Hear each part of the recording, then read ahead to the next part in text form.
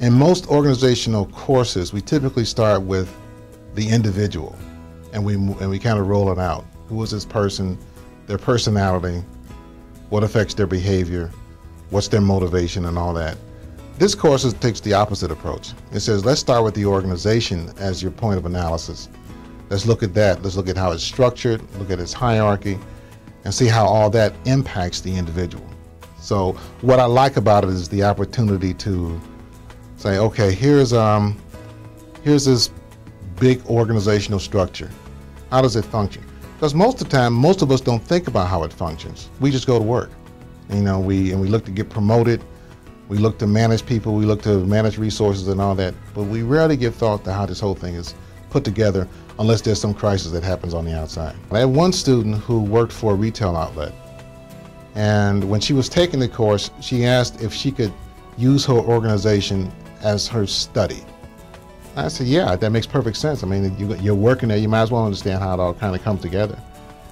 And she did, and at the end of her project, what she realized was that with just a couple of changes in the structure, the organization in which she was operating could be a lot more productive.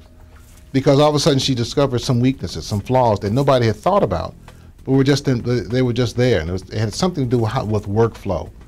So she looked at the workflow, she submitted a recommendation to her boss. Her boss asked her to go ahead and take it on. She took it on. Next thing I know, I got an email 3 or 4 months later, improved productivity at this particular level. Thanks as a result of this class, I've been promoted. If you don't know how something is put together, you have no idea how it's impacting you whatsoever. And of course, with that, when the class is over, with that, once you are enlightened, you can never go back. So you start to look at the whole structure entirely different. And I have to admit that as a professor of management, that's my goal. That at the end of all this, I don't want you thinking about it in the same way you were prior to it. When students come into that course, you say organization design, on its surface, it sounds like, oh God, this is gonna, I know this is gonna be boring, because it's not behavior, it's not psychology, it's not all that stuff that kind of tantalizes the imagination when you see it in print.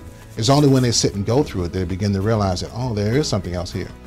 And there is something to how technology impacts what we do in the workplace. There is something to why is there a hierarchy, and how does it work that particular way?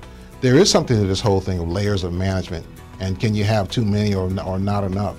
So it's all those things act in concert, and they act in concert in such a way that, oh, wow, I never thought about it until I actually had to be the person who stood in front of the orchestra to look at how all the pieces now are fitting together and how they all sound. And that's, for me, that's the fun of getting that realization in place for them. Live, breathe, illumination.